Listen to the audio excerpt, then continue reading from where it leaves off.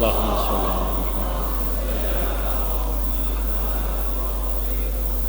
أعوذ بالله السميع العليم من الشيطان الرجيم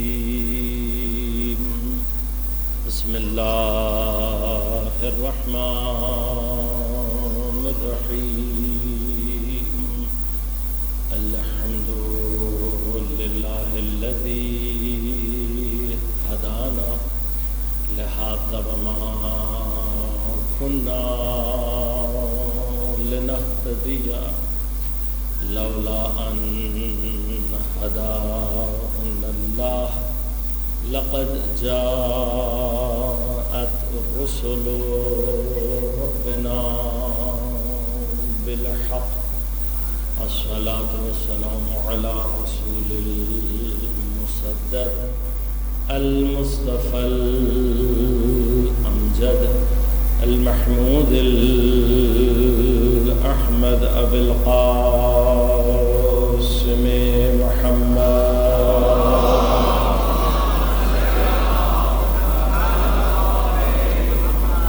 والصلاة والسلام على أسد الله الغالب غالب على كل غالب علي بن أبي طالب والصلاة والسلام على سيدة المعصومة المظلومة الطاهرة البتول بدعة الرسول فاطمة الزهراء سيدة نساء العالمين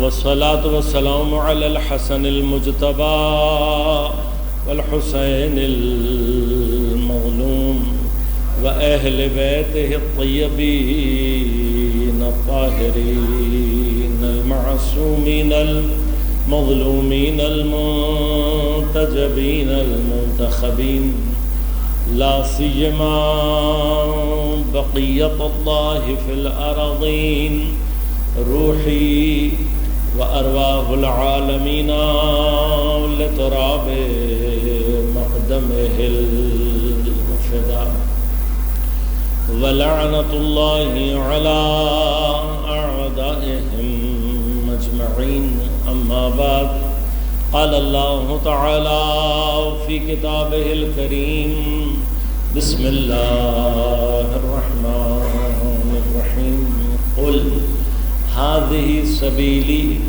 أدعو إلى الله على بصيرة أنا ومن اتبعني وسبحان الله وما أنا من المشركين صلى الله عليه وسلم.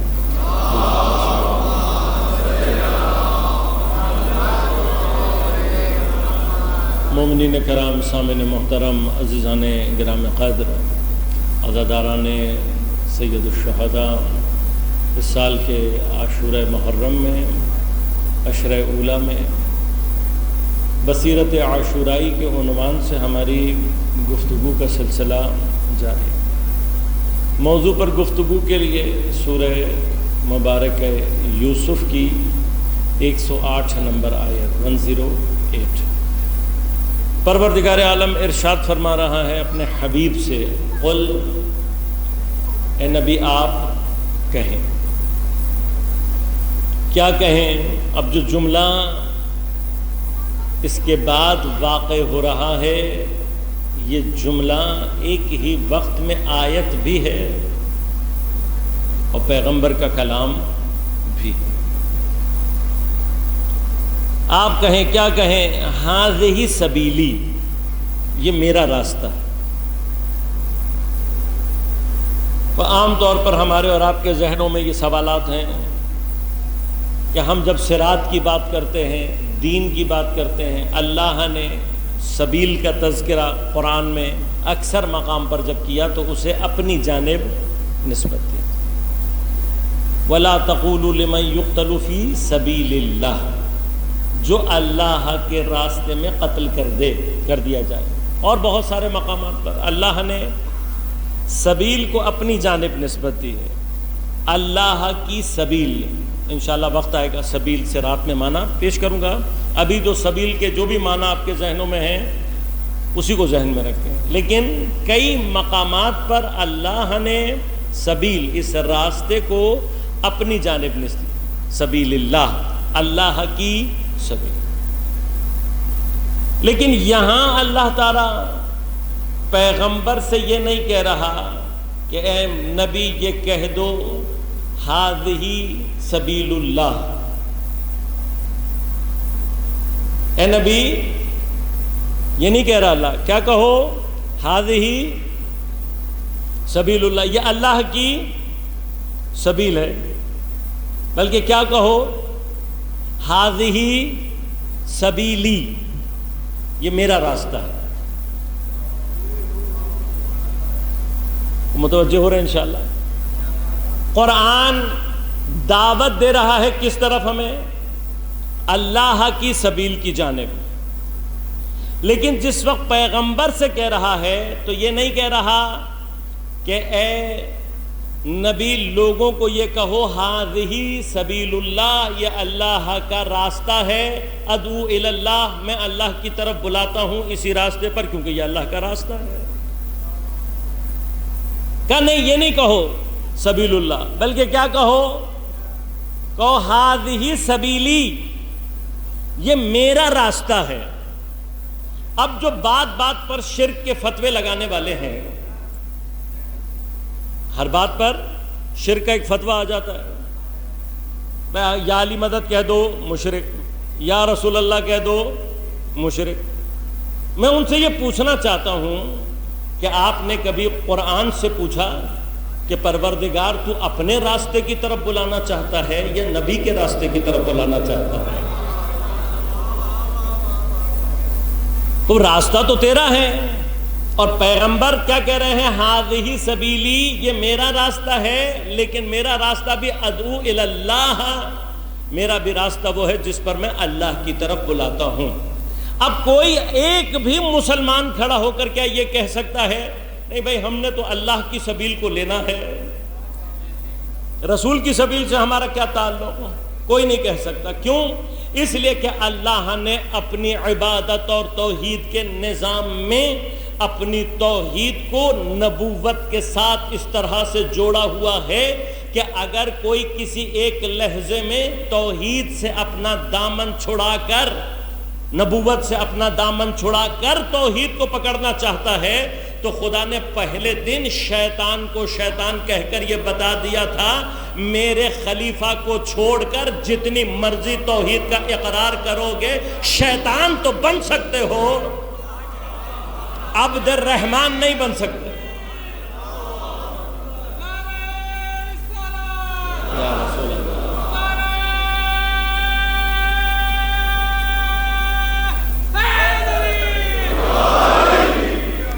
لہذا کسی بھی مقام پر توحید جو کہ نبوت اور امامت کو چھوڑ کر ہے، ایسی توحید اللہ کو نہیں چاہیے. شیطان نے اللہ کی عبودیت سے انکار نہیں کیا تھا، شیطان قیامت کا منکر نہیں ہوا تھا، شیطان اللہ کی عبادت کا منکر نہیں ہوا تھا. اس نے کیا کہا تھا کہ بس اس کو سجدہ نہ کرا. خدا کیا کہہ رہا ہے؟ خدا کہہ رہا ہے تجھے ظاہر میں جو نظر آ رہا ہے وہ نہیں ہے، میں اسے سجدہ نہیں کرا رہا، اسے اپنے سجدے کی ڈائریکشن بنا رہا ہوں. اب یہ فرق ہے. جب ہم سے کوئی کہتا ہے کہ آپ کعبے کو سجدہ کیوں کرتے ہیں تو جواب کیا ہے؟ ہم کعبے کے پتھر کو سجدہ نہیں کرتے، ہم کعبے کی پتھر مکان کو سجدہ نہیں کر رہے. مثلا اگر خدا نہ خواستہ یہ پتھر یہاں موجود نہ ہو تو جہاں پتھر جائے گا سجدہ وہاں کرو گے؟ نہیں، سجدہ وہاں نہیں کرنا. سجدہ کہاں کرنا ہے؟ اسی مکان کی طرف کرنا ہے، چاہے وہ مکان بنا ہوا ہو یا نہیں. لہذا ہم پتھر کو سجدہ نہیں کر رہے، یہ ایک مقام ہے. پتھر کو سجدہ نہیں کرتے، اس مکان کی طرف کرتے ہیں جسے اللہ نے ڈائریکشن قرار دیا ہے، ورنہ اگر کوئی ایک لہجے کے لیے بھی ان پتھروں کی نسبت یہ تصور پیدا کر لے کہ میں پتھر کو سجدہ کر رہا ہوں، تو اس میں اور مشرک میں کوئی فرق باقی نہیں رہتا۔ ہمارا مشرکوں سے فاصلہ کہاں پیدا ہو رہا ہے؟ ہم پتھر کو سجدہ نہیں کر رہے۔ سوال، جب تم پتھر کو سجدہ نہیں کر رہے، پتھر کو سجدہ نہیں کر رہے، واقعاً کوئی بھی مسلمان نہیں کر رہا، تو ایسا کرتے ہیں کعبہ کا پتھر بدل دیتے ہیں۔ بھئی آپ تو پتھر کو سجدہ نہیں کر رہے نا، پتھر کو کر رہے ہو؟ نہیں، پتھر کو نہیں کرتا کوئی بھی مسلمان، ہمیں پتہ ہے برادران اہل سنت بھی نہیں کرتے کوئی بھی مسلمان۔ کیوں؟ جس نے بھی پتھر کو سجدہ کرنے کا ارادہ کیا توحید کے دائرے سے باہر ہو گیا۔ پتھر کو سجدہ نہیں ہے، سجدہ اللہ نے چونکہ مکان کی طرف حکم دیا ہے اس لیے مکان کی طرف سجدہ کر رہے ہیں۔ سوال یہ ہے کہ جب تم پتھر کو سجدہ نہیں کر رہے تو ایسا کرتے ہیں ایک پتھر بدل دیتے ہیں۔ کیا ساری دنیا کے مسلمان، تمام جتنے بھی علماء ہیں، مل کر یہ اجتہاد کر لیں، یہ فتویٰ دے دیں کہ بھئی ایسا کرتے ہیں ایک پتھر مسلمانوں کی طرف سے پوری دنیا کے مسلمان فنڈ کریں، دنیا کی جو قیمتی ترین دھات ہو سکتی ہے، اس کے اوپر جو قیمتی ترین ہیرے لگ سکتے ہیں، وہ لگا کر اپنے طرف سے جو بہترین پتھر ہو سکتا ہے، ایک پتھر تمام مسلمانوں کی جانب سے خانہ کعبہ میں لگا دیا جائے۔ بھئی ہم پتھر کو تو سجدہ نہیں کر رہے نا، جب ہم پتھر کو سجدہ نہیں کر رہے تو خانہ کعبہ میں کوئی بھی پتھر لگا ہوا ہو سکتا ہے۔ بھئی آپ مل کر جو آپ کی نظر میں بہترین قیمتی، اللہ کا گھر ہے بالآخر، جو بہترین ہو سکتا ہے اس کو آپ ذہن میں رکھیں، ہیرا، کوہ طور، کون سا تھا وہ، کوہ نور ہیرا، اور پتہ نہیں کون کون سا ڈائمنڈ، جو بھی آپ کو سمجھ میں آ رہا ہے کر سکتے ہیں۔ تمام علماء کو جمع کر لیں اور سب سے پوچھیں کہ بھئی ہم سارے مسلمان اجماع کر کے، ہم سارے مسلمان مل کر خانہ کعبہ میں ایک پتھر اپنی جانب سے لگائیں، مثلا اللہ کو گریٹیچیوڈ دینے کے لیے، عظمت دینے کے لیے، تعظیم کرنے کے لیے۔ اب ہم مسلمان اس قابل ہو گئے ہیں، دنیا کی بہترین دھات کا مہنگا ترین پتھر خانہ کعبہ میں ایک پتھر مسلمانوں کی جانب سے لگا دیا جائے۔ 1400 سال گزر گئے، قیامت تک مسلمانوں کو یہ اجازت نہیں ہے خانہ کعبہ میں ایک پتھر بھی اپنی مرضی سے لگا سکیں۔ دیکھیے خانہ کعبہ کئی مرتبہ گرا ہے، سیلاب آیا، مثلا حجاج ابن یوسف ثقفی ملعون کے دور میں پورے خانہ کعبہ کو گرا دیا گیا، لوگ پتھر اٹھا کے اپنے گھروں میں لے گئے۔ جب دوبارہ تعمیر کرنے کے لیے کوشش کی گئی تو جتنے بھی غیر پتھر لا کر لگائے جاتے تھے خانہ کعبہ میں ٹھہرتے نہیں تھے۔ بڑی کوشش کر لی، جب سمجھ میں نہیں آیا تو وہ جو خانہ کعبہ کے پاس کھڑے ہو کر یہ کہہ کر گیا تھا، انا ابن صفا والمروہ، میں صفا اور مروہ کا بیٹا ہوں، انا ابن کعبہ، میں کعبہ کا بیٹا ہوں، انا ابن مشعر الحرام، میں مشعر الحرام کا بیٹا ہوں۔ تب سمجھ میں آیا کہ چوتھے امام کے بغیر مسئلہ حل نہیں ہوگا، لہذا امام کی خدمت میں آیا، کہا مولا کیا کریں؟ کہا جو خانہ کعبہ کا پتھر جہاں جہاں ہے وہ واپس لے کر آؤ۔ کیوں؟ اس لیے کہ خانہ کعبہ کو اللہ نے ایسے ہی نہیں بنوا دیا، حضرت ابراہیم و اسماعیل سے یہ نہیں کہا تھا میرا گھر ہے جو ہاتھ میں ملے لگا دینا، بلکہ خانہ کعبہ کا ایک ایک پتھر اللہ نے فرشتوں کے ذریعے سے، ان دو معصوموں کے ذریعے سے اللہ نے، فرشتوں نے مدد کی، پتھروں کا انتخاب ہوا، ان دو معصوموں کے ذریعے سے وہ پتھر لگے ہیں تو خانہ کعبہ وجود میں آیا ہے۔ اب جو پتھر اللہ کے حکم سے معصوم نے لگا دیا، ساری دنیا کے مسلمان مل کر بھی دنیا کا بہترین پتھر تلاش کر کے بھی اس ایک پتھر کی جگہ نہیں لگا سکتے، تو جب تم اللہ کے گھر میں پتھر نہیں لگا سکتے تو اللہ کے دین میں امام بنانے کا حق تمہیں کس نے دیا ہے؟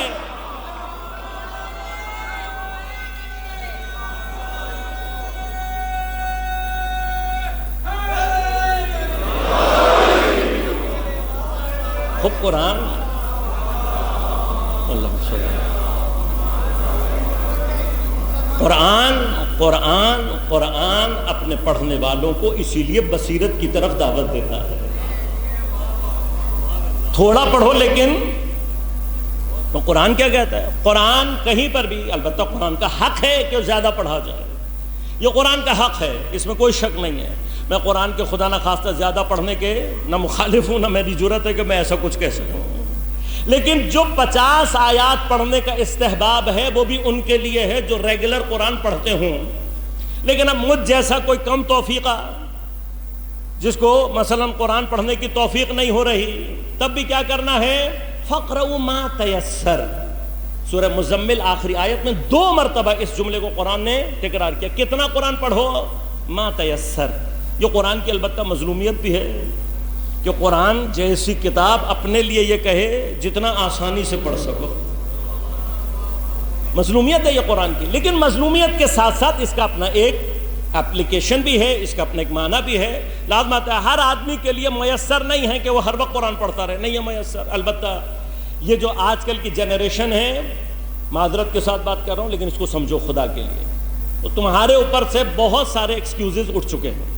اور ہمارے زمانے کے لوگ جو تھے، ہمارے پاس تو ایکسکیوز تھا کہ بھئی کون وضو کرے، قرآن ادھر سے اٹھائے لا کر گود میں رکھے وغیرہ وغیرہ. وہ آج تو موبائلوں میں آ گیا ہے قرآن. اچھا، موبائل میں جو قرآن ہے اس کے لیے وضو کی شرط نہیں ہے کیونکہ وہ الفاظ قرآن نہیں ہے. سبسٹیچیوٹ نہیں کرنا چاہیے، یہ میں بتا رہا ہوں، اس کو ذہن میں بھی رکھیے گا، سبسٹیچیوٹ نہ کریں. جو لوگ قرآن صحیفے سے پڑھ سکتے ہیں پڑھیں. کیوں؟ الفاظ کے قرآن کا اپنا خاص اثر ہے. یہ کمال ہے، اسی کو سمجھنے کی ضرورت ہے. یہ جو بصیرت دینی ہے اس کا کمال ہے کہ بصیرت دینی یعنی آپ اگر قرآن لکھا ہوا پڑھیں گے اس لکھے ہوئے لفظ کا اثر ہے، لہذا اس لکھے ہوئے لفظ کو بغیر طہارت کے ہاتھ نہیں لگایا جا سکتا. انشاءاللہ کبھی حقیقت قرآنیہ پر بحث کروں تو پھر تفصیل سے آپ کی خدمت میں قرآن کے حقیقی وجود کے اوپر بحث کروں گا. یہ قرآن کا وجود کتبی ہے. اس وجود کتبی کے لیے بھی شرط کیا ہے؟ بغیر وضو اس کو ہاتھ نہیں لگا سکتے. اس کے مقامات ہیں اپنے، اس کے لیے بھی تطہیر کی ضرورت ہے. بغیر طہارت کے آپ قرآن کے الفاظ کو ہاتھ نہیں لگا سکتے. اب انہی الفاظ کے آثار ہیں. یہ آثار کہاں سے آتے ہیں؟ وہ لفظ جو قرآن سے نسبت پیدا کر لے، وہ لفظ جو قرآن سے آپ لکھ رہے ہیں، آپ ہی اگر کوئی بھی لفظ آپ مثلا آپ نے کہا میں یہ قرآن کی واو لکھ رہا ہوں، قرآن میں جو واو آیا والقلم، یہ والقلم کی جو واو ہے یہ میں وہ لکھ رہا ہوں، یا یہی القلم میں قرآن کی نیت سے لکھ رہا ہوں. آپ لکھیں گے دونوں فرق سمجھ میں آ رہے ہیں یا نہیں؟ ایک فرق کیا ہے؟ پورے خانہ کعبہ میں ایک پتھر بھی اپنی مرضی سے اپنی مرضی سے لگاؤ گے کیا ہوگا؟ کسی ایک کی بھی نماز تمہاری نہیں. اگر سارے مسلمان مل کر ایک پتھر، پروردگار اتنے پتھر سینکڑوں لگے ہوئے ہیں، ان میں ایک اگر مسلمانوں کے اجماع سے لگ جائے، کہا نہیں، جہاں مسلمان اپنی چلانے لگیں گے وہیں سے میری توحید کے دائرے سے باہر ہو جائیں گے. اپنی نہیں چلا سکتے. بس یہ نہیں کر سکتا کوئی کہ خانہ کعبہ میں ایک پتھر اپنی مرضی سے لگا دے. لیکن وہی دین مجھے اور آپ کو یہ کہہ رہا ہے کہ اگر تم نے بھی والقلم واو با کوئی ایک چیز بھی قرآن کی نیت سے لکھ دیا تو اب اسے بغیر وضو کے ہاتھ نہیں لگا سکتے. کیوں؟ جیسے ہی اس لفظ نے قرآن سے نسبت پیدا کی، جیسے ہی اس لفظ نے قرآن سے نسبت پیدا کی، یہ پاک ہو گئی. کیوں؟ اس لیے کہ یہ کتاب پاک ہے. لا یمسہ الا المطہرون، یہ پاک کتاب ہے، اس کو سوائے مطہرین کے کوئی چھو نہیں سکتا. اب وضو کی طہارت تو تمہیں سمجھ میں آ رہی ہے، وضو کی طہارت سمجھ میں آ رہی ہے نا، کہ بھئی وضو کروں گا اور پھر میں قرآن کو ہاتھ لگا سکتا ہوں. اب میں ایک سوال پوچھتا ہوں آپ سے، کیا کافر وضو کر کے قرآن کے الفاظ کو ہاتھ لگا سکتا ہے؟ لگا سکتا ہے؟ کیوں نہیں لگا سکتا؟ اس لیے کہ کافر ہے. کفر کیا ہے؟ انشاءاللہ عرض کروں گا. یہ مسائل ہے انشاءاللہ خدا میں توفیق دے. بہت سارے مطالب میں دل چاہتا ہے بہت ساری چیزیں بیان کریں لیکن دامن وقت میں اتنی گنجائش نہیں ہوتی. ایمان کا کم ترین اثر اسلام. آپ نے پڑھا ہوگا یقیناً، بچے بھی ہمارے توضیح المسائل پڑھتے ہیں. مطہرات ہیں. مطہرات میں پانی مطہر ہے، زمین مطہر ہے، سورج مطہر ہے. اس کے بعد مطہر کیا ہے؟ کہ اسلام ایک مطہر ہے جسے کہتے ہیں اسلام. اسلام کیا ہے؟ مطہر، تطہیر کرتا ہے. کیسے تطہیر کرتا ہے؟ اگر کسی وجود میں کفر آ جائے، شرک آ جائے، کفر اور شرک کا آنا انسان کے اوپر اثر یہ مرتب کرتا ہے کہ جسے اللہ نے پاک پیدا کیا تھا کفر اور شرک سے نجس ہو جاتا ہے. کیا کفر ٹینجیبل چیز ہے؟ چھو سکتے ہیں، ٹچ کر سکتے ہیں؟ چھو تو نہیں سکتا. نیت ایک ہے، ارادہ ہے، قصد ہے. لیکن اس نیت اور ارادے کا اثر کیا ہے؟ اس نیت اور ارادے کا اثر یہ ہے کہ کسی نے اگر کفر اور شرک کیا ہے تو جس ذہن میں، جس روح میں کفر اور شرک ہے وہ بدن نجس ہو جاتا ہے. اور اب یہ جو نجاست ہے، اس نجاست کے ہوتے ہوئے یہ جتنے مرضی غسل کر لے، یہ جتنے مرضی وضو کر لے، اس کے اندر وہ طہارت کبھی پیدا نہیں ہو سکتی جو قرآن سے اس کو مس کروا دے. لہذا اس طہارت سے پہلے یہ طہارت ضروری ہے. یہ طہارت اسلامیہ ہے. یہ طہارت اسلامیہ کب آئے گی؟ جب کوئی کلمہ پڑھے، شہادتین دے، اشہد ان لا الہ الا اللہ، اشہد ان محمد الرسول اللہ. ہمارے بھی علماء فقہا یہ کہتے ہیں یہاں تک کبھی اگر کہہ دے تب بھی پاک ہو جائے گا، تب بھی پاک ہو جائے گا. لیکن یہ جو کلمہ، غور کیجئے گا، تب بھی پاک ہو جائے گا. لیکن مشکل یہ ہے، یہاں پرابلم یہ ہے کہ یہ جو طہارت اس کے اندر پیدا ہونی ہے یہ ٹینجیبل نہیں ہے، یہ دکھائی دینے والی نہیں ہے. یہ کفر، یہ شرک، یہ ہم اور آپ اس کو جج نہیں کر سکتے. لہذا اب اگر کوئی منافق ہے تو جتنا مرضی کلمہ پڑھ لے، اندر سے کیا ہے؟ نجس. اگر کوئی اندر سے کافر یا مشرک ہے لیکن زبان پہ کلمہ جاری کر دے، پاک ہوگا؟ نہیں ہوگا. اب یہ وضو کر کے قرآن کو ہاتھ لگائے تب بھی کیا ہوگا؟ گناہ کر رہا ہوگا. نجس ہے، قرآن کو ہاتھ لگا رہا ہے. مسئلہ صرف یہ ہے کہ ہم بہت ساری نجاستوں اور بہت سارے ان کے مقابلے پر مطہرات کو جج کر سکتے ہیں، لیکن جس چیز کا تعلق ہمارے قصد اور ارادے سے ہے اس کے لیے ہمارے پاس کوئی چیز نہیں ہے کہ ہم یہ بتا سکیں کہ یہ واقعاً صحیح کلمہ پڑھا تھا یا نہیں. اب اللہ کے رسول نے اس نجاست کا پتہ بتانے کے لیے واحد راستہ یہ بتایا، علی کا ذکر کر کے دیکھ لیا کرو، اندر کی نجاست چہرے پر خود بخود آ جائے گی.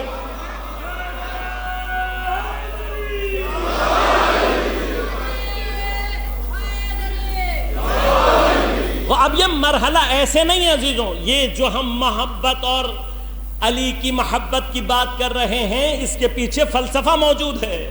قرآن پاک ہے، جیسے ہی کوئی لفظ قرآن سے نسبت پیدا کرتا ہے اس کے اندر یہ نورانیت اور یہ طہارت پیدا ہو جاتی ہے کہ کوئی کافر، کوئی مشرک اسے ہاتھ نہیں لگا سکتا. اب مسئلہ یہ ہے کہ قرآن کا لفظ تو پاک ہو گیا، وہاں سے قرآن خود کہہ رہا ہے لا یمسہ الا المطہرون، اس کو سوائے مطہرین کے کوئی ہاتھ نہیں لگا سکتا. تو اب اس طرف طہارت کو اگر لازمی قرار دینا ہو تو کوئی ایسا مطہر ہونا چاہیے کہ جو روح کو پاک کرے. لہذا فرمایا انما یرید اللہ لیذھب عنکم الرجس اہل البیت ویطہرکم تطہیرا. اب جب اللہ نے ان کی طہارت کا ارادہ کر لیا ہے تو اب ان کی طہارت کا کمال ہی یہ ہے ان کی محبت دل میں آ جائے، نہ نفاق باقی رہتا ہے، نہ شرک باقی رہتا ہے، نہ کفر باقی رہتا ہے.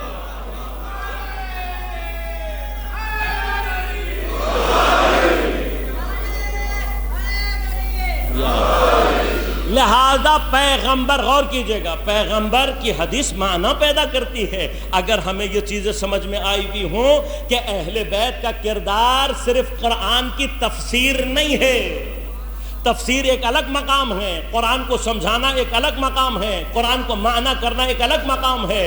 اس کے لیے میں نے آپ کی خدمت میں مجالس عرض کر دی، فَاسْأَلُوا أَهْلَ الذِّكْرِ، میرا 4 سال پہلے کا خطبہ عشرہ یقیناً آپ کو یاد ہوگا، وہاں میں نے تفصیل سے آپ کی خدمت میں بیان کر دیا۔ ابھی جو مطلب بیان کر رہا ہوں وہ کچھ اور ہے۔ اگر پیغمبر اپنے پیچھے، اب جو کہا گیا اس حدیث کے مقابلے پر جعلی حدیث جو لائی گئی کہ میں تمہارے درمیان 2 چیزیں چھوڑ کر جا رہا ہوں، کیا؟ خدا کی کتاب اور اپنی سنت۔ تو میں اپنے برادران اہل سنت سے بہت محترمانہ طور پر یہ پوچھنا چاہتا ہوں کہ مجھے یہ بتائیے، سنت پیغمبر میں یہ جو طہارت ایجاد ہونی ہے، اس کا راستہ کہاں پر موجود ہے؟ اگر پیغمبر قرآن چھوڑ جائیں لیکن طہارت کا ذریعہ نہ چھوڑ کر جائیں، تو پھر قرآن تک پہنچنے والے جب خود پاک نہیں ہوں گے تو قرآن کا اثر کبھی بھی ظاہر نہیں ہو سکتا۔ اگر قرآن کہہ رہا لا یمسہ الا المطہرون، تو مقابلے پر وہ ہونے چاہیے کہ جن کے ذریعے سے طہارت ایجاد ہو۔ لہذا فرمایا کہ میں اپنے پیچھے 2 چیزیں چھوڑ کر جا رہا ہوں، خدا کی کتاب و عطرتی اہل البیت، لیکن ساتھ ساتھ یہ بھی بتایا کہ دیکھو جب تک قرآن باقی رہے گا میری عطرت سے ایک فرد باقی رہے گا۔ کیوں؟ جب تک قرآن باقی ہے، قرآن کو طہارت کی ضرورت ہے، اہل بیت کی محبت ہی وہ طہارت ہے۔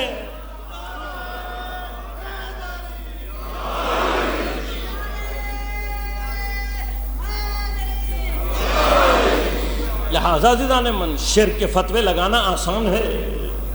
اگر قرآن کو پڑھو گے، یہ بصیرت ہے جو، اسی لیے قرآن کیا کہہ رہا ہے؟ قرآن کہہ رہا ہے بھائی تھوڑا پڑھو، مسئلہ نہیں ہے، گرچہ قرآن کا حق ہے کہ اسے زیادہ پڑھا جائے، لیکن قرآن کیا کہہ رہا ہے؟ فَاقْرَؤْا مَا تَيَسَّرَ۔ میں نے عرض کیا میری یہ نوجوان جنریشن، تمہارے لیے مسائل سنگین ہیں، اس کو سمجھو خدا کے لیے۔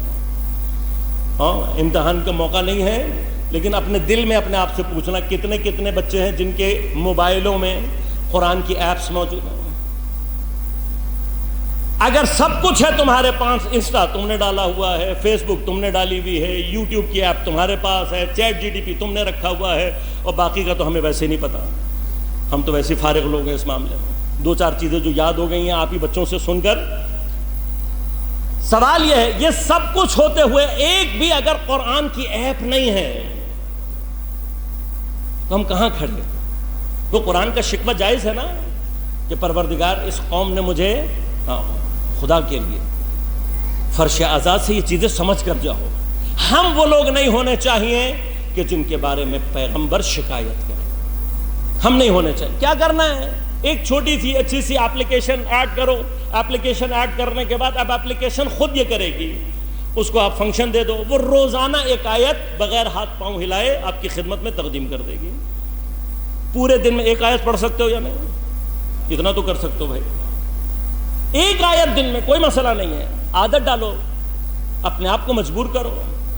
انشاءاللہ عرض کروں گا، بصیرت تو شروع ہی یہاں سے بیداری سے ہوتی ہے، عرض کروں گا انشاءاللہ۔ ٹریننگ کیمپ والی بات رہ گئی ہے، وہ میں نے شروع کرنی ہے، لیکن آج ایک اور مطلب تک پہنچاؤں گا، پھر وہاں لے کے جاؤں گا۔ ایک آیت قرآن کیا کہہ رہا ہے؟ فَاقْرَؤْا مَا تَيَسَّرَ، جو آسانی کے ساتھ پڑھ سکتے ہو، ایک آیت تو پڑھ سکتے ہو۔ اب یہ کہ یہ جو ایک آیت پڑھی ہے، یہ پڑھنی کیسے ہے؟ قرآن کیا کہہ رہا ہے؟ افلا یتدبرون القرآن، یہ آیت کیسے پڑھنی ہے؟ تدبر، فکر کرنا ہے، غور کرنا ہے۔ یہ غور کیا ہے؟ یہ غور صرف اتنا ہے، آیت پڑھو، ترجمہ پڑھو، بار بار پڑھو۔ دیکھیں یہ مطلب ہے، اس کو سمجھنے کی ضرورت ہے۔ 50 آیات دن میں پڑھنا مستحب ہے۔ کیا یہ روایت یہ ثابت کرتی ہے کہ یہ 50 آیات مختلف ہونی چاہیے؟ بے قرآن کی ایک آیت بھی اگر 50 مرتبہ پڑھو گے تو 50 آیات ہو گئی نا۔ یہ کہیں نہیں لکھا کہ 50 مختلف آیات پڑھیں، ایک آیت کو بھی 50 دفعہ پڑھ لو گے تب بھی حدیث پر عمل ہو جائے گا۔ ترجمہ پڑھو، بار بار پڑھو، اور بس اپنے آپ سے یہ سوال کرو، یہ آیت مجھ سے کیا کہہ رہی ہے؟ کیا کہہ رہی ہے؟ آپ لوگ ماشاءاللہ خود انٹیلیجنٹ ہو، اور اہل بیت سے جو عقول نسبت پا جائیں وہ خامخواہ انٹیلیجنٹ ہو جاتے ہیں. واقعاً بتا رہا ہوں، واقعہ کی فرش ادا کی برکتیں ہیں. ایسے مطالب ہیں جو ہم واقعاً کہیں اگر یونیورسٹیوں میں جائیں تو لوگ نہیں سمجھ پاتے. یہ فرش ازا کی، یہ اہل بیت سے جڑنے کا جیسے لفظ قرآن سے نسبت پیدا کر لے پاک ہو جاتا ہے، عقل اہل بیت سے نسبت پیدا کر لے معراج حاصل کر لیتی ہے. تجربہ ہے ہمارا. یہ چھوٹے چھوٹے بچے یہ ایسی چیزیں یاد کر لیتے ہیں جو گھر میں مائیں یاد نہیں کرا سکتی. اور یہی ہے، اسی لیے میں ٹیکنالوجی کا مخالف نہیں ہوں، لیکن یہ جو ہمارے ہاں یوٹیوب پر، فیس بک پر مجالس سننے کی ایک خاص نہج شروع ہو گئی ہے، اس سے اپنے آپ کو بچائیں خدا کے لیے. یہ مسائل ہیں، جیسے قرآن کو کھول کر پڑھنے کی برکات ہیں، ایسے ہی فرش ازا پر بیٹھنے کی برکات ہیں.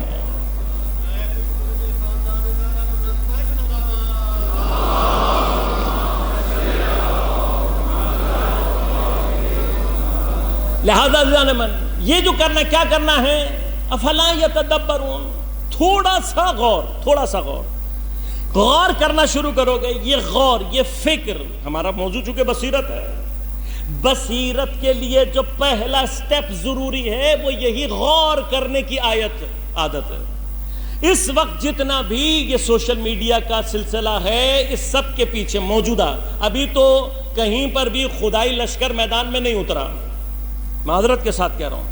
رہبر شہید جو بار بار یہ کہہ کر گئے ہیں کہ تم نوجوانوں کا اصل جہاد کا میدان سوشل میڈیا کا میدان ہے، اس کی وجہ یہ ہے اس وقت کون سا ایک انٹرنیشنل چینل ایسا ہے جو ہمارے مجاہدوں نے بنایا ہو؟ نام بتائیے. کوئی سوشل میڈیا پلیٹ فارم کہ جو حق کی آواز کے ساتھ چل رہا ہو، نام بتائیے مجھے جو انٹرنیشنل ہو. ہم یوٹیوب مجلسیں دیکھنے کے لیے بھی یوٹیوب کے محتاج ہیں، اور یوٹیوب کیا کرتی ہے؟ نوح کے عین درمیان اتنا فحش، اتنا مزخرف، اتنا بیہودہ ایک ایڈ آئے گا، جو کچھ تم نے عزاداری سے سیکھنا ہے ایک لہجے کی نظر برباد کر دے گی. یہ مت سمجھو کہ یہ جو بعض مزخرفات تھوڑی سی دیر کے لیے اسکرین پر آتے ہیں ان کا کوئی ہدف نہیں ہے. بنانے والے کو پتا ہے کہ آنکھ کی خیانت سیکنڈ لیتی ہے، خالی سیکنڈ. وہ جو گرچہ ایک لہجے میں آپ نے توبہ کی ہے، بند کر دیا، وہ ایک لہجہ جو آپ نے نامحرم کو دیکھا ہے پوری عمارت تباہ کر دیتی ہے. مت سمجھیں اس کو مذاق. وہ آنکھ جو اپنے آپ کو بچا نہیں سکتی، زمانے کے امام کی زیارت کا شرف حاصل نہیں کر سکتی. کسی بھی خواب و خیال کی دنیا میں رہنے کی ضرورت نہیں عزیزوں. چاہتے ہو اپنے زمانے کے امام کی زیارت کرو، اپنی آنکھ، جس نے اپنی آنکھ کی تطہیر کر لی، ناممکن ہے کہ اسے امام کی زیارت نہ ہو، ناممکن ہے. لیکن تطہیر کا حوصلہ ہے، کر سکتے ہو. اب یہ کیسے ہوگا؟ یہ ایسے ہوگا کہ آپ سوشل میڈیا پلیٹ فارم بنائیں، آپ اپنا پلیٹ فارم بنائیں جہاں چیزیں آپ کے کنٹرول میں ہوں، آپ کو نہیں کنٹرول کیا جانا. اب تو زمانہ تمہارا ہے، یہ صدی تشیع کی صدی ہے، یہ حسینین جوانوں کی صدی ہے. ابھی تو ایران سے آغاز ہوا ہے فتح کا، یہ شروعات ہیں. ابھی تو تم نے فتوحات کے فتوحات کرنے ہیں، ابھی تو کتنے قلعے تم نے گرانے ہیں. یہ تمہارا کام ہے. ہماری عمر گزر چکی ہے، ہمارا کام صرف نظارت کرنا ہے، ہمارا کام آپ کو بتانا ہے، کام آپ نے کرنے ہیں، یہ آپ کا کام ہے. لہذا استہارت کے مرحلے کو جاری کرنا یہ آپ کی ذمہ داری. یہ بصیرت ہم نے پیدا کرنی ہے. اور یاد رکھنا، راہ آسان نہیں ہے. امام نے، میں انشاءاللہ حضرت مسلم سے متعلق گفتگو پیش کروں گا، لیکن حضرت مسلم نہیں ہے صرف. امام نے کئی اور بھی اپنے سفیر کوفہ بھیجے، ایک بندہ نہیں، کئی ہیں. لیکن ایک بڑا معروف نام ہے جناب قیس ابن مصہر سیداوی. امام بھروسہ کرتے ہیں، ایک آدمی نہیں ہے. حضرت مسلم یقیناً ان کی منزلت، ان کا مقام، بعض اوقات یہ ہوتا ہے نا، ہم حضرت مسلم کا نام لیتے لیتے یہ بھول جاتے ہیں، صرف مسلم نہیں ہے.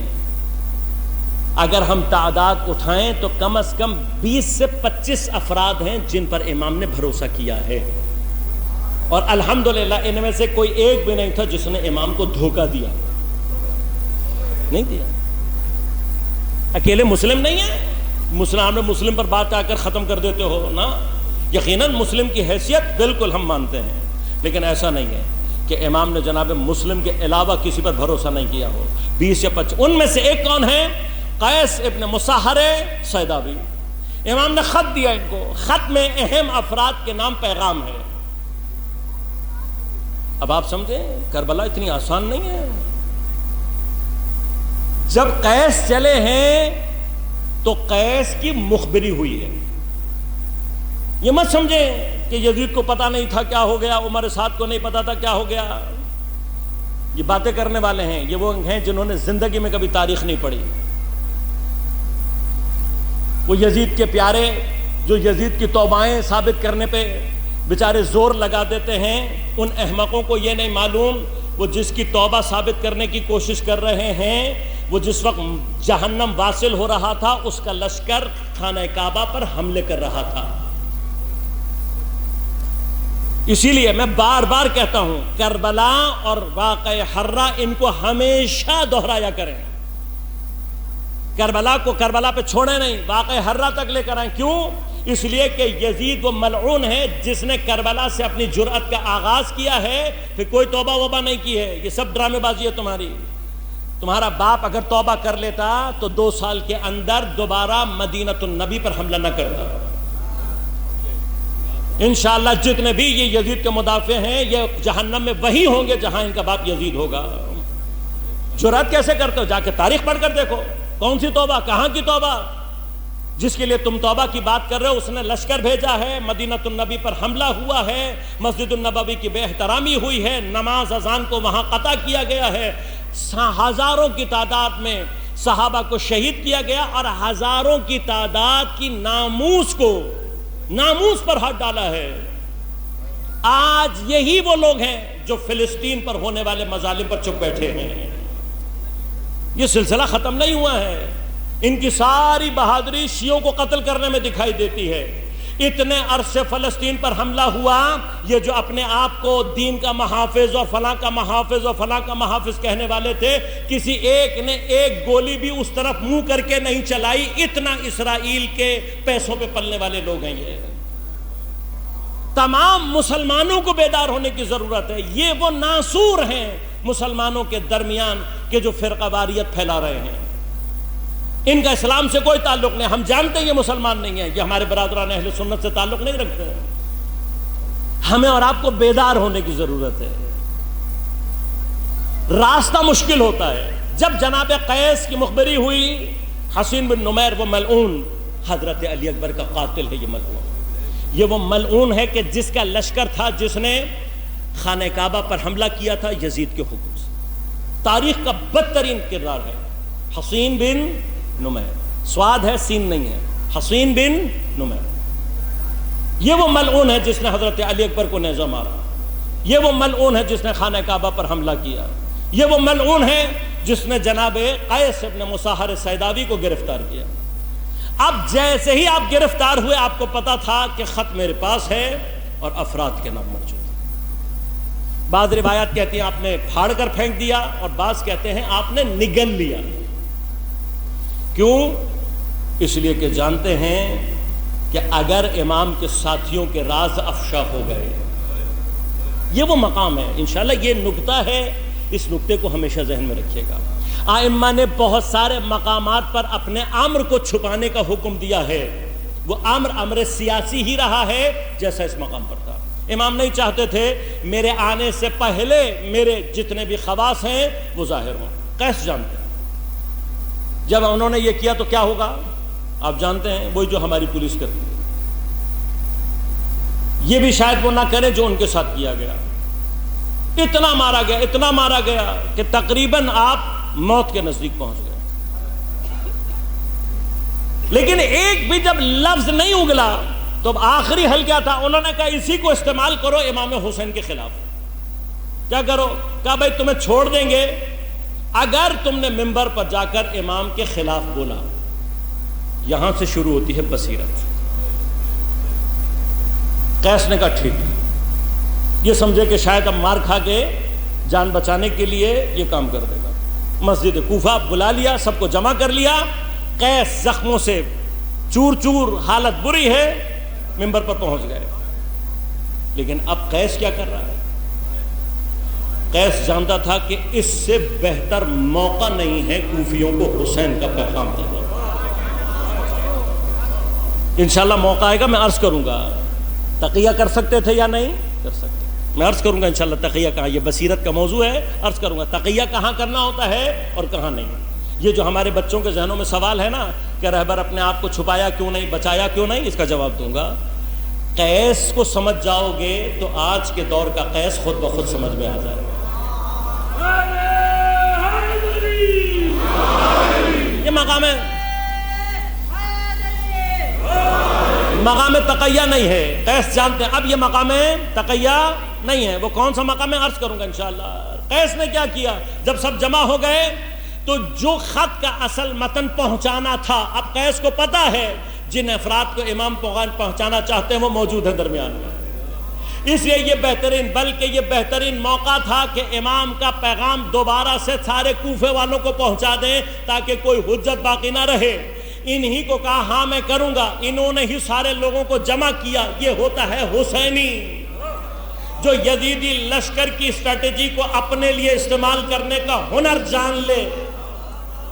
ان سے جمع کرایا، جب انہوں نے جمع کر دیے تو ایک مرتبہ جا کر حضرت کا پیغام سنانا شروع کیا اور بتانا شروع کیا کہ حسین تمہارے بلانے پر آ رہے ہیں، حسین امام حق ہیں، اگر تم نے حسین کا ساتھ نہ دیا تو بدبختی تمہارا مقدر ہوگی۔ یہ غاصبین ہیں۔ جب حضرت نے یہ باتیں کرنا شروع کی تو اب یہ آ گئے غصے میں آ کر انہوں نے کیا کیا؟ جناب قیس مظاہر کو گرفتار کیا، گرفتار کر کے ایک مرتبہ دارالامارہ کے اوپر لے گئے، چھت سے زندہ قیس ابن مظاہر کو زمین پر پھینکا،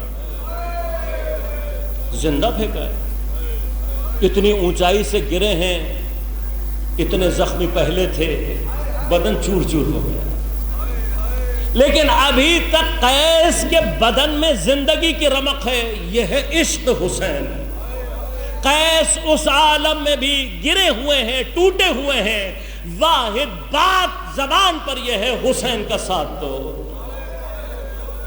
آج بھی قیس کی آواز باضمیر کانوں میں گونج رہی ہے۔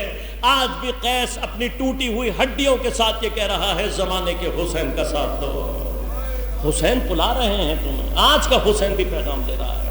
ایک یہ ہے حسین کا سپاہی جسے شہید کیا گیا، دوسرے حضرت مسلم ہیں۔ حضرت مسلم جب گرفتار ہو گئے تو ایک مرتبہ بلندی پر، اسی بلندی پر لے کر گئے، آپ کے ہاتھوں کو پس پشت باندھا گیا، زانوں کے بل بٹھایا گیا، زخمی ہیں، پیاسے ہیں، لیکن لبوں پر ایک جملہ ہے، کوئی میرے مولا کو یہ بتا دے کہ اب کوفہ آپ کے آنے کے قابل نہیں ہے۔ ایک جملہ ہے، کوفہ، مولا اب کوفہ آپ کے آنے کے قابل نہیں۔ کاش حسین کو کوئی بتا دے۔ کیوں پیغام دینا چاہتے؟ جانتے ہیں کہ مولا کو معلوم ہوگا، لیکن عزیزان من، علم امام سے معاملات کو طے نہیں کرنا۔ ہمیں اپنی ذمہ داریاں، مسلم شہید ہو رہے ہیں لیکن جانتے میری ذمہ داری ہے کہ میں فرزند زہرا کو مطلع کروں کہ اب کوفہ آپ کے آنے کے قابل نہیں ہے۔ یہاں ابھی جناب مسلم یہ صدا دے رہے تھے، وہاں ایک مرتبہ تلوار کا وار ہوا، حضرت کا سر تن سے جدا کیا گیا، حضرت کے بدن کو بھی زمین پر پھینکا گیا۔ یہ پہلا اہل بیت کے گھر کا جنازہ ہے جس کی بے حرمتی کی گئی۔ راوی کہتے ہیں اس پر کمینوں نے بس نہیں کیا بلکہ پیروں میں رسیاں باندھ کر کوفے کے بازار میں حضرت کے جنازہ اطہر کو پھرایا گیا، پھر حضرت کی لاش اور سر کو دارالامارہ پر لٹکا دیا گیا۔ لیکن جس وقت تلوار چل رہی تھی، حسین ابھی تو مکہ چھوڑ کر باہر نکلے ہیں، ابھی سفر شروع ہوا ہے، ابھی پہلی منزل کی راستے میں ہیں۔ ایک مرتبہ گھوڑے پر بیٹھے بیٹھے کہا ان للہ و انا الیہ راجعون۔ امام کا کلمہ استرجا پڑھنا تھا، حضرت عباس کے کان میں آواز گئی۔ ایک مرتبہ گھوڑا نزدیک لا کر بڑے احترام سے کہا مولا اس وقت کلمہ استرجا کی وجہ پوچھ سکتا ہوں؟ حضرت کے اشک جاری ہونا شروع ہوئے، روتے ہوئے ایک مرتبہ 2 انگلیوں کو کھولا۔ حضرت عباس نے نگاہ کی، دارالامارہ کی چھت ہے، مسلم بھائی زخمی حالت میں زانوں کے بل بیٹھے ہوئے ہیں، ہاتھ پسے پشت بندھے ہوئے ہیں، ملعون تلوار کے لیے کھڑا ہے۔ جیسے ہی تلوار چلی مسلم کا سر تن سے جدا ہوا، عباس کو ایک مرتبہ جلا۔ حضرت عباس کی، امام حسین کی بہن کے شوہر بھی ہیں، مسلم بھائی بھی ہیں، کزن بھی ہیں، بہن کے شوہر بھی ہیں۔ جب ایک مرتبہ سر کٹا، عباس کو جلال آیا، ادھر جلال آیا، ادھر امام حسین نے کہا عباس ابھی نہیں۔ میں ایک مرتبہ ہاتھ جوڑ کر کہوں گا مولا میرے مولا کو موقع کب ملے گا؟ عباس اپنی نگاہیں جھکا لی، آنکھوں سے اشک جاری ہوئے۔ امام نے کہا قافلے کو روکو، خیموں کو لگا دیا جائے۔ خیمے لگا دیے گئے۔ میرا مولا حضرت عباس کو لیے بہن کے خیمے میں پہنچا ہے، لیکن جیسے ہی وارد ہوئے مسلم کی 4 سالہ بیٹی دوڑ کر امام کے قدموں سے لپٹ گئی۔ بس امام ایک مرتبہ زمین پر بیٹھے، 4 سالہ بچی کو اپنی گود میں بٹھایا۔ ایک مرتبہ امام نے اپنی بھانجی کو پیار کرنا شروع کیا، بار بار سر پر ہاتھ پھیرتے ہیں، بار بار پیار کرتے ہیں۔ ارے نبوت کے گھر کی پلی بچی تھی، ایک مرتبہ کہنے لگی ماموں آج آپ ایسے پیار کر رہے ہیں جیسے یتیموں کو پیار کیا جاتا ہے۔ بھئی یہ سننا تھا۔ میرے مولا کی آنکھوں سے اشک جاری ہوئے، بھانجی کو سینے سے لگایا، رو کر کہتے میری بیٹی تو میری سکینہ کی جگہ پر ہے، تو میری بیٹی کی طرح سے ہے، تجھے اپنے بابا سے کچھ بھی چاہیے ہو مجھ سے آ کر کہنا۔ ارے آج سے میں تیرے بابا کی جگہ پر ہوں، میں کہوں گا مولا حسین مسلم کی بیٹی کا نصیب ابھی تو بابا کی شہادت کی خبر بھی معصومہ کو نہیں ملی۔ آپ اتنا پیار کر رہے ہیں لیکن ہائے حسین کی سکینہ، ارے حسین کی لاش، گھوڑوں سے پامال لاش، ارے سر جدا لاش، ارے انگلیاں کٹی لاش سامنے پڑی ہے۔ سکینہ بس بابا سے لپٹ کر رونا چاہتی تھی۔ ارے کوئی تماچے لگا رہا تھا، کوئی تازیانے مار رہا۔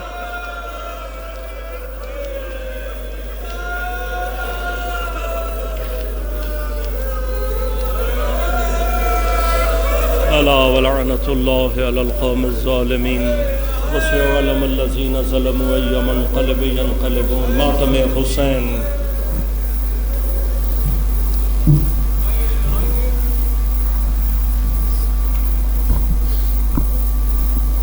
وطن سے دور مسافر